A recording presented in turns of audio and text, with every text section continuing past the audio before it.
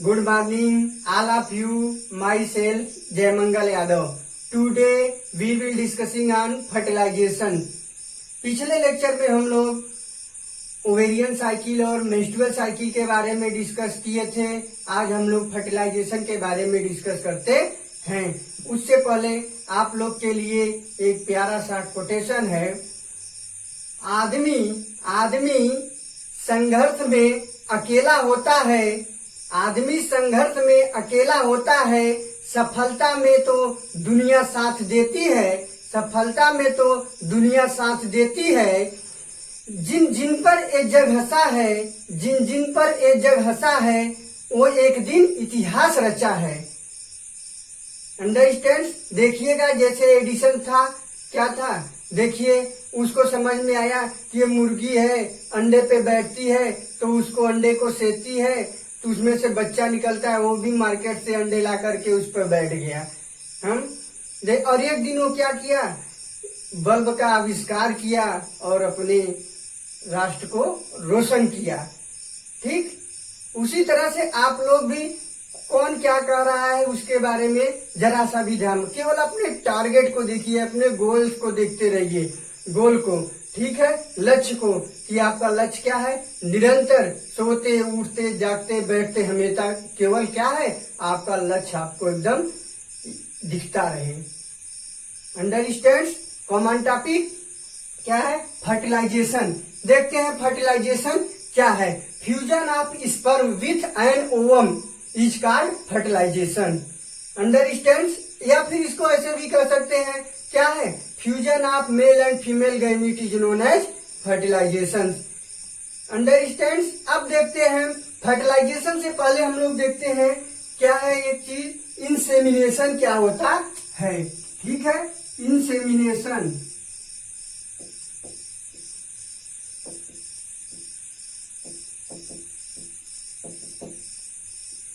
क्या है, insemination. Understand? Insemination क्या होता है, ठीक है, the deposition of sperm in female genital या reproductive tract is known as क्या है, इंसेमिनेशन कहलाता है।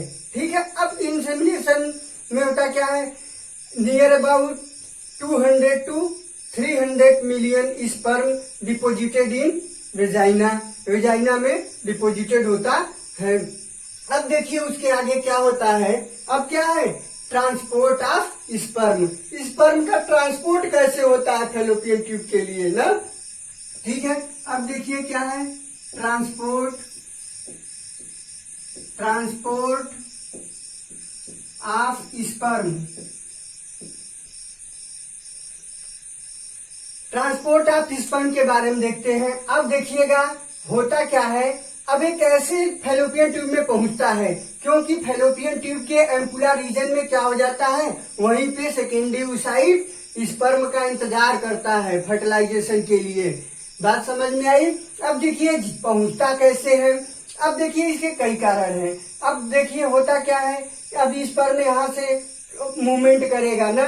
अब क्या होता है, सर्वाइकल कैनाल और फिर यूटेराइन कैविटी में पहुंचता है। कैसे पहुंचता है, अब इसमें क्या होता है, हिप लाइक मूवमेंट करता है, और ये जो स्पर्म होता है यही बॉडी में एक ऐसी सेल्स है जो कैसी होती है, फ्लैजिलेटेड होती है। बात समझ में आई? इसको आप लोग लिख लीजिए, नोट कर लीजिए, क्या है, यही स्पर्म एक ऐसी सेल है बॉडी में जो कि कैसी होती है, फ्लैजिलेटेड होती है। उसके बाद देखिए एक क्या है, धीरे धीरे ऊपर बढ़ता है सर्वाइकल कैनाल में, और इसके साथ साथ देखिए होता क्या है, ये तो बहुत सारी संख्या में डिपोजिट होता है, और क्या हो जाता है, ये सर्वाइकल कैनाल और वेजाइना में जो फैगोसाइटोसिस सेल्स होती है, तो क्या कर लेती है, इसको खा जाती है। और होता क्या है, और वेजाइना में क्या हो जाता है, उसका पीएच होता है, और उसके साथ साथ क्या हो जाता है, कुछ तो ये होते हैं इसमें कि जो इसके क्या बोलते हैं, जैसे क्या है, स्क्रोटल सेक का टेम्परेचर कम होता था और यहाँ पे क्या है, थोड़ा उससे ज्यादा टेम्परेचर है, कुछ ऐसे डेड कर जाते हैं। ठीक है, और अंत तक आते आते एम्पुला तक बहुत कम ही क्या होते हैं, स्पर्म पहुंच पाते हैं। बात समझ में आई। और ये आगे बढ़ते हैं, यूटेराइन कैविटी में पहुंचते हैं। जो यूटेरस की वाल होती है वो स्मूथ वाल, वो क्या होते हैं स्मूथ मसल्स, उसमें भी क्या होता है कंस्ट्रक्शन होता है। ठीक है, और वो क्या काम करता है क्रिएट सक्शन, अंडरस्टैंड सकिंग, वो उसको क्या करता है शक कर लेता है ऊपर की तरफ के लिए, और ये क्या हो जाता है फिर स्पर्म ऊपर चढ़ जाता है। इसके साथ साथ क्या हो जाता है सीमेन में क्या होता है प्रोस्टाग्लैंडिन्स होता है। प्रोस्टाग्लैंडिन्स क्या काम करता है यूटेराइन की जो मसल्स होती है उसको क्या करता है स्टिमुलेट करता है कंस्ट्रक्शन के लिए, और वो भी क्या करता है हेल्पफुल होता है स्पर्म को आगे बढ़ाने में। बात समझ में आई। उसके बाद स्पर्म कहाँ पहुंचता है फैलोपियन ट्यूब के एम्पुलर रीजन में पहुंचता है, और यहीं पे फर्टिलाइजेशन होता है। एक क्वेश्चन बहुत बार पूछा गया है कि फर्टिलाइजेशन कहाँ पे होता है, कहाँ पे होता है आप लोग को बताना होगा। कहाँ पे होता है फैलोपियन ट्यूब में, फैलोपियन ट्यूब के एम्पुलर रीजन में होता है। अंडरस्टैंड। अब देखिए होता क्या है, अब स्पर्म का ट्रांसपोर्टेशन के बाद अब क्या देखते हैं हम लोग, अब उधर क्या है ओवरी है, ये क्या है ओवरी,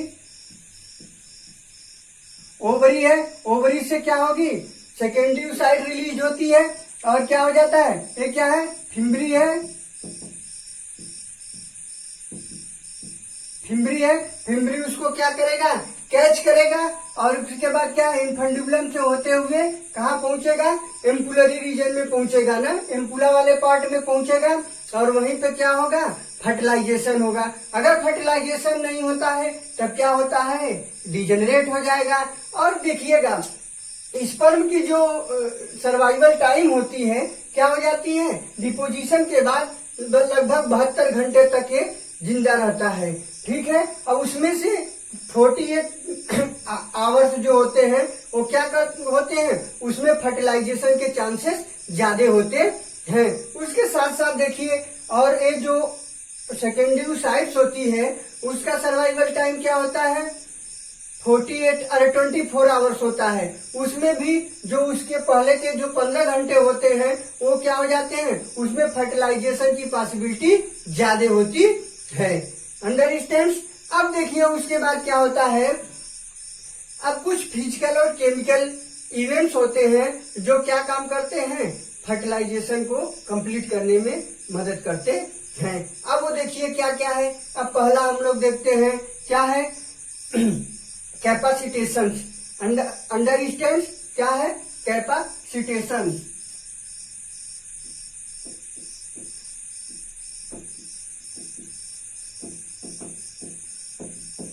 कैपेसिटेशन ठीक है, कैपेसिटेशन होता क्या है पहले तो ये जानते हैं। ठीक है, कैपेसिटेशन क्या हो जाता है एक तरह से हम कह सकते हैं कि मैच्योरेशन ऑफ स्पर्म। किसका मैच्योरेशन स्पर्म का maturation before penetration of ovum. Understand क्या है maturation of sperm before penetration of ovum is called capacitation. बात समझ में आई। या तो फिर ऐसे कर सकते हैं क्या है removal of membrane of fatty acid, या फिर ब्रेकिंग ऑफ किसका breaking of acrosome membrane is known as क्या कहलाता है कैपेसिटेशन कहलाता है। ठीक है, और ये कैपेसिटेशन होता कहाँ पे है ये भी क्वेश्चन पूछा हुआ है नीट में कई बार। ठीक है, कहाँ होता है बताइए एवरीबॉडी। होता है क्या है फीमेल जेनाइटल ट्रैक्ट में होता है। ठीक है, कैपेसिटेशन कहाँ पे होता है कैपेसिटेशन कहाँ होता है इन फीमेल जेनाइटल ट्रैक्ट। अंडरस्टैंड ये चीज ध्यान दीजिएगा। अब क्या है कैपेसिटेशन, कैपेसिटेशन में क्या हो जाता है। और देखिएगा एक बात ध्यान देने की यहाँ पे है कि जो फ्रेशली इजेकुलेटेड स्पर्म होता है अगर आप उसको सेकेंडरी साइड ओवम के पास ले जाएंगे तो क्या है वो ओवम को फर्टिलाइज नहीं कर पाएगा क्योंकि उसका कैपेसिटेशन नहीं हो पाता है। ठीक है, कैपेसिटेशन केवल तभी होगा जब स्पर्म फीमेल रिप्रोडक्टिव ट्रैक्ट से होते हुए एम्पुला रीजन में या फैलोपियन ट्यूब में पहुंचता है। अंडरस्टैंड्स। अब देखिए क्या होता है, इसके साथ साथ जो ये क्या है, कैपेसिटेशन को हम ऐसे क्या कर सकते हैं, जैसे क्या है, coating develop around the sperm क्या हो जाता है, डिजॉल्व हो जाता है। वो क्या हो जाता है, जो स्पर्म के ऊपर की जो कोटिंग होती है एक्रोसोम की, वो क्या हो जाती है, डिजॉल्व हो जाती है।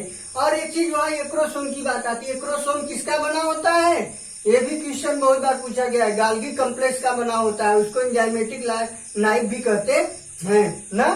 ठीक है, अब ये देखिएगा क्या हो जाता है, जो कोटिंग होती है वो क्या हो जाती है, डिजॉल्व होती है। किसके थ्रू होती है, थ्रू द यूट्राइन सिक्रीशन के द्वारा। जो यूट्राइन की जो सिक्रीशन होती है वो क्या करती है, उसके कोटिंग को, हेड की कोटिंग को डिजॉल्व कर देती है। अब उसके बाद होता क्या है, उसमें जो उसके डिजॉल्व होने के साथ साथ देखिएगा स्पर्म की एक्टिविटी के लिए क्या हो जाता है, एल्कलाइन मीडियम ही बहुत जरूरी होता है। ये एल्कलाइन मीडियम मिलता किससे है, किससे मिलता है, सोडियम बाइकार्बोनेट आयन के द्वारा होता है, जो कि सीमेन में प्रेजेंट होता है। उसके बाद क्या हो जाता है, इसके साथ साथ कैल्शियम भी होता है। कैल्शियम की क्या हो जाती है, कैल्शियम भी क्या हो जाता है, बहुत जरूरी होता है स्पर्म की एक्टिविटी के लिए। ठीक है, यदि अगर कैल्शियम की एब्सेंसी होती है तब फर्टिलाइजेशन नहीं होता है। बात समझ में आई, in absence of calcium fertilisation not takes place. Understand. अब उसके बाद देखिए क्या है, कैपेसिटेशन हो गया। अब आता है एक्रोसोमल रिएक्शन। क्या है, acrosomal reaction. Acrosomal reaction, acrosomal reaction की बात आती है। अब एक्रोसोमल रिएक्शन देखिए इसमें होता क्या है, अब स्पर्म का हेड क्या हुआ, ओपन हो गया। ठीक है, स्पर्म का हेड ओपन हो गया तो उसमें क्या होता है, उससे जो उसमें क्या हो जाता है, जो एंजाइम्स होते हैं वो क्या हो जाते हैं, रिलीज होते हैं। और वो फिर किस पे आकर के एक्ट करते हैं, किस पर आकर के एक्ट करेंगे, उस साइट की मेम्ब्रेन पर एक्ट करते हैं, वो उनकी मेम्ब्रेन पे एक्ट करते हैं। ठीक है, अब देखिए क्या होता है, अब उसके साथ साथ अब हम लोग एक खूब फिगर देखते हैं। ठीक है,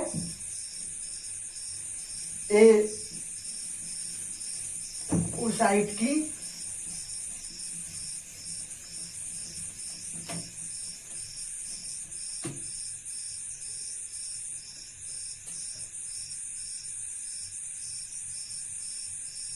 ये क्या हो गया, ओवम।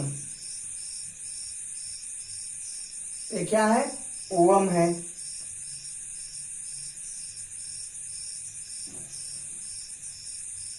ये क्या है, क्या हो गया, जोना पेलुसिडा है। उसके बाहर कौन सी लेयर होगी,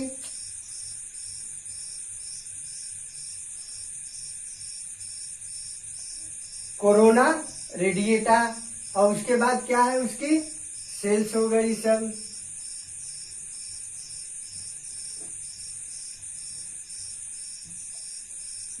एक क्या है, सेल्स है।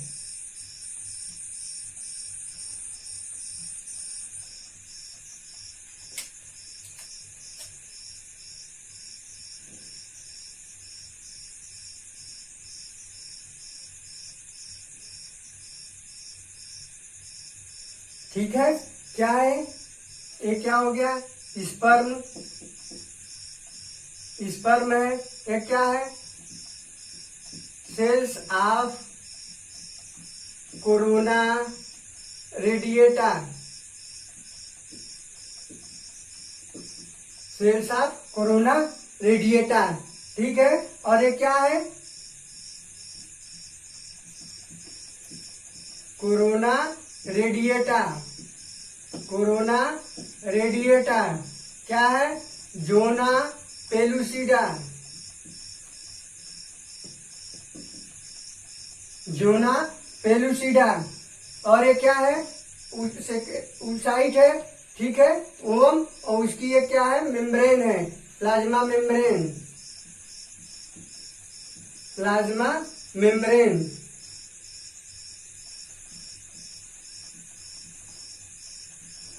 प्लाज्मा मेम्ब्रेन, उसाइड्स की प्लाज्मा मेम्ब्रेन या वोम के प्लाज्मा मेम्ब्रेन को क्या कहते हैं? उलेमा कहते हैं। ठीक है, अब देखिए होता क्या है, अब जैसे ही ये क्या है, ये एक्रोसोमल रिएक्शन के दौरान क्या हो जाता है, एक्रोसोम के हेड से स्पर्म के हेड से क्या सीक्रेट होता है, क्या सीक्रेट होता था, एक्रोसोम से क्या निकलता है, उसमें उसकी जो कैप होती है उसमें छिद्र बन जाते हैं।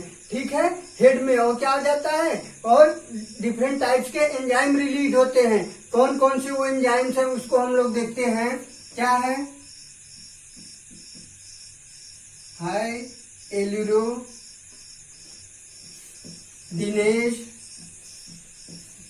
कोरोनालाइसिन,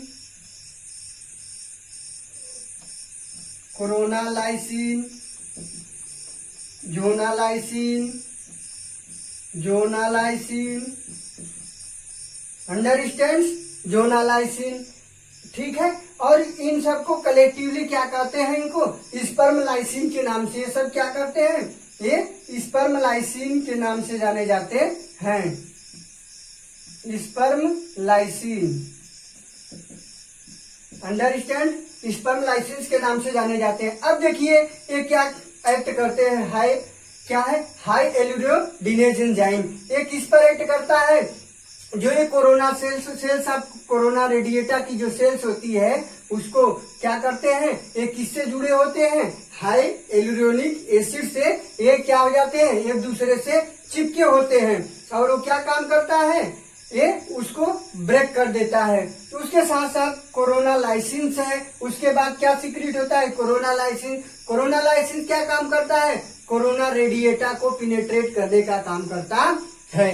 अब उसके बाद देखिएगा, और जाहिर सी बात है कि देखिएगा एक अकेला स्पर्म तो इन सबको मेम्ब्रेन को ब्रेक तो कर नहीं पाएगा, इसलिए क्या हो जाता है, बहुत सारे स्पर्म यहाँ पे पहुंचते हैं। ठीक है, होता क्या है, उसके बाद क्या है, जोनालाइसिन को एक्रोसिन भी कहते हैं। ठीक है, क्या होते हैं जोनालाइसिन को, और ये देखिएगा जो कोरोना रेडिएटा होती है ना, जो कोरोना रेडिएटा होता है ना मैमल्स में, ये किसके द्वारा इसका सिक्रीशन होता है, ओवरी के द्वारा होता है। ठीक है, ये चीज हम आपको बता दे रहे हैं, मैमल्स में कोरोना रेडिएटा का सिक्रीशन किससे होता है, ओवरी से होता है। बात समझ में आई। उसी तरह से जोना पेलुसिडा का किससे सिक्रीशन होता है, जोना पेलुसिडा किससे सिक्रीटेड होती है, ओवम से। ये हम आपकी अंडरस्टैंडिंग के लिए यहाँ लिख देते हैं ना, क्या है, सिक्रीटेड बाई ओवम। किसमें, मैमल्स में, ध्यान दीजिएगा। और ये किससे सिक्रीट होता था, ओवरी से। ये किससे होता था, ओवरी से।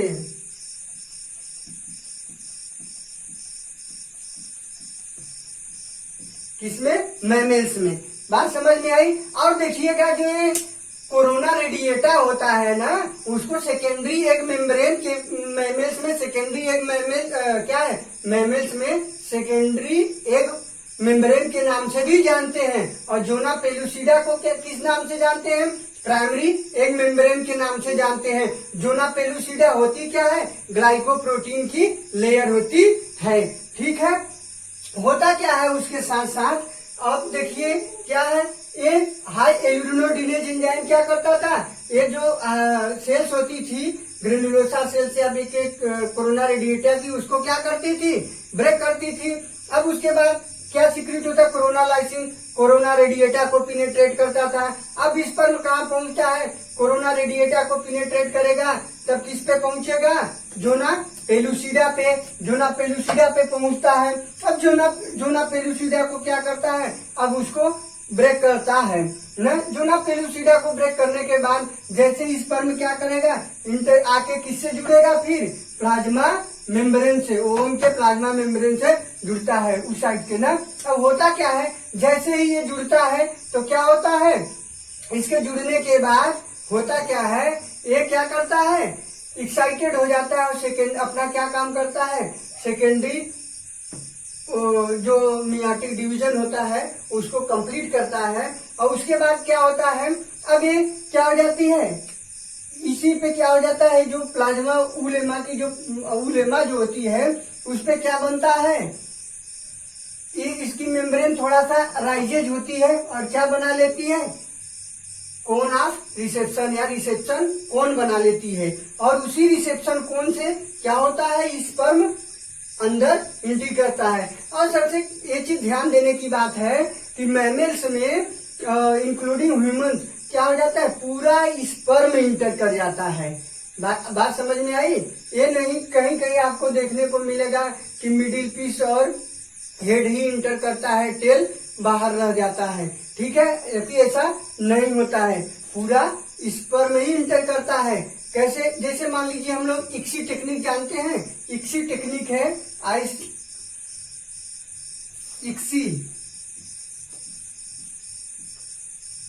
इक्सी में क्या हो जाता है, इसका फुल फॉर्म है, क्या है, इंट्रासाइटोप्लाज्मिक स्पर्म इंजेक्शन। क्या है,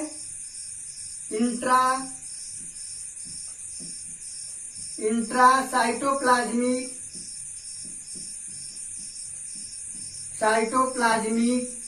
sperm injection. Intracytoplasmic sperm injection होता क्या है इसमें कि इस टेक्निक में क्या करते हैं, पूरा स्पर्म ही क्या हो जाता है, ओवम में इंटर कर जाता है। ठीक है, तो वहां पे तो आप उसको टेल को तो काट नहीं देते, बात समझ रहे हैं ना। इसलिए क्या हो जाता है, पूरा स्पर्म इंटर करता है। ठीक है, अब देखिए होता क्या है, अब जैसे प्लाज्मा मेम्ब्रेन, इसकी जो ओवम की जो मेम्ब्रेन होती है उसमें क्या हो जाता है, उसका जो पोटेंशियल होता है मेम्ब्रेन का क्या हो जाता है, कम हो जाता है। ठीक है, कम हो जाता है और उसके बाद क्या करता है, अदर स्पर्म के एंट्री को रोक देता है, दूसरा स्पर्म नहीं आने देता है, क्योंकि विच हेल्प इन मोनोस्पर्मी। क्या हो जाता है, एक ही स्पर्म को अंदर आने देता है फर्टिलाइजेशन के लिए, पॉलीस्पर्मी को प्रिवेंट कर देता है। ठीक है, और उसके बाद क्या हो जाता है, तो इस प्रकार के मतलब प्रिवेंशन क्या इसको क्या कहते हैं, जो मतलब स्लो ब्लॉक, अरे इसको क्या कहते हैं, फास्ट ब्लॉक पॉलीस्पर्मी कहते हैं। ठीक है, अब देखिएगा स्लो ब्लॉक पॉलीस्पर्मी क्या होता है, अब जैसे स्पर्म इसमें इंटर करता है, ठीक है, मान लीजिए स्पर्म इंटर कर गया, ठीक है, स्पर्म इंटर कर गया, तो स्पर्म इंटर करने के बाद कहाँ से इंटर करता है, कोन ऑफ रिसेप्शन से।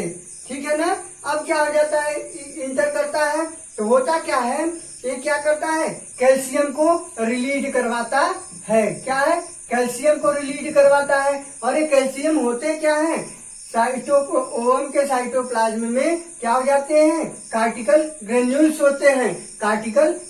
होते हैं, और एक कहा फिर क्या करते हैं, ये इनको स्टिमुलेट कर देता है, और स्टिमुलेट कर देता है, कहता है जाओ भैया आप लोग क्या है, ये उलेमा के किनारे किनारे पर क्या हो जाते हैं, सब आकर के अटैच हो जाते हैं, लग जाते हैं।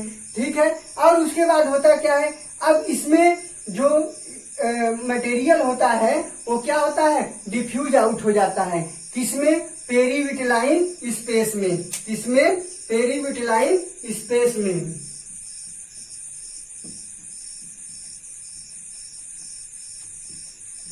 स्पेस,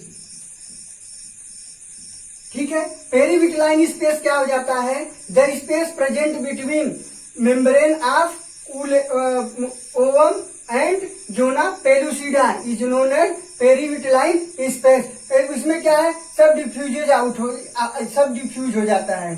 ठीक है, अब ये क्या हो जाता है, उसके बाद धीरे धीरे क्या हो जाता है, हार्डेंड हो जाता है, और ये क्या करता है, फिर दूसरे और स्पर्म के एंट्री को रोक देता है। ठीक है, तो इसको फिर क्या कहते हैं, इसको स्लो ब्लॉक पॉलीस्पर्मी कहते हैं।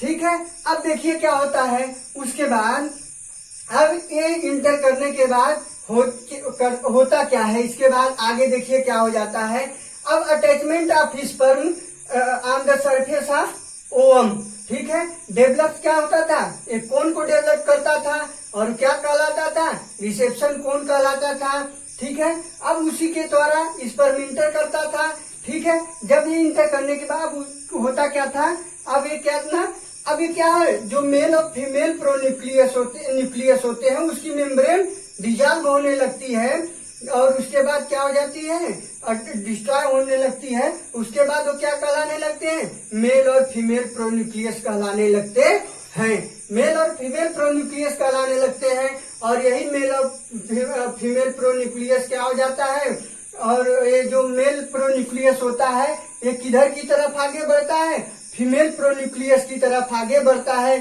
Through a specific path which is known as penetration path. Understand, जिसको क्या कहते हैं, पिनेट्रेशन पाथ कहते हैं। और उसके बाद होता क्या है, फिर ये दोनों प्रोन्यूक्लियस मिलते हैं और उसके बाद क्या होता है, प्लाज्मोगेमी, कैरियोगेमी और एम्फीमिक्सिस होता है और ये फर्टिलाइजेशन कंप्लीट होता है। फर्टिलाइजेशन के बाद क्या बन जाता है, जाइगोट बन जाता है।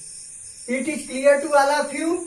वंस अगेन एक बार हम इससे जो पूछे जाने वाले क्वेश्चन है हम उसको रिवाइज कर देते हैं। देखिएगा होता क्या है, फर्टिलाइजेशन कहाँ पे होता था, फर्टिलाइजेशन कहाँ होता है, एम्पुला रीजन में, किसके, फैलोपियन ट्यूब के। सेकेंड क्वेश्चन क्या था, कैपेसिटेशन। कैपेसिटेशन क्या होता है, ये 2-3 तरह से पूछा हुआ क्वेश्चन है। जैसे क्या हो जाता है, ये होता कहाँ पे है, पहला क्वेश्चन कहाँ पे होता है, फीमेल रिप्रोडक्टिव ट्रैक्ट या जेनाइटल ट्रैक्ट में होता है। दूसरा क्या है, जैसे इसको कैसे क्या क्या, रिमूवल ऑफ क्या, मेम्ब्रेन ऑफ फैटी एसिड, ऐसे करके पूछा था। रिमूवल ऑफ क्या है, membrane of fatty acid is known as capacitation. और क्या है, जैसे इसको क्या है, और एक तरह से कैसे पूछा गया था, maturation of sperm before penetration of ovum is called capacitation, ठीक है। और क्या है, अब देखिएगा उसके बाद क्या था, कैपेसिटेशन हो गया। अब देखिए क्या था, जोना पेलुसिडा किसकी बनी होती है, ग्लाइकोप्रोटीन की लेयर होती है। अब उसके बाद क्या है, उसको क्या कहते हैं, मेमल्स में किस नाम से जानते हैं, जोना पेलुसिडा को प्राइमरी एग मेम्ब्रेन के नाम से जानते हैं। ये होती कैसी है, ट्रांसपेरेंट होती है, ध्यान दीजिएगा, ट्रांसपेरेंट होती है, ठीक है। उसके बाद क्या हो जाता है, किससे सिक्रेटेड होता है, ओवम से, ठीक है। और उसके बाद कोरोना रेडिएटा का किससे सिक्रीशन होता था, ओवरी से, ठीक है। उसको किस नाम से जानते थे, कोरोना रेडिएटा को सेकेंडरी एग मेम्ब्रेन के नाम से भी जानते हैं, ठीक है।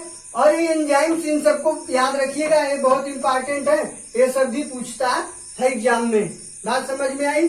और उसके साथ साथ हम लोग देखिए क्या है, अब एक फर्टिलाइजिन और एंटी फर्टिलाइजिन सिक्रीट होता है। एंटी फर्टिलाइजिन और फर्टिलाइजिन क्या होता है, जैसे क्या हो जाता है, एंटीजन एंटीबॉडी रिएक्शंस होता है ना, एट दैट लाइट क्या हो जाता है, जो एग होती है उससे क्या हो जाता था, एग से क्या सिक्रीट होता है, एग से फर्टिलाइजिन सिक्रीट होता है और स्पर्म से एंटी फर्टिलाइजिन सिक्रीट होता है, जिसकी वजह से वो क्या करते हैं, एक दूसरे से लग जाते हैं, चिपक जाते हैं, ठीक है। और उसके बाद क्या हो जाता है, और वही आगे उनका क्या हो जाता था, प्लाज्मोगेमी, कैरियोगेमी और फिर एम्फीमिक्सिस होता था। फर्टिलाइजेशन होने के बाद क्या कंप्लीट होता है और जाइगोट बन जाता था।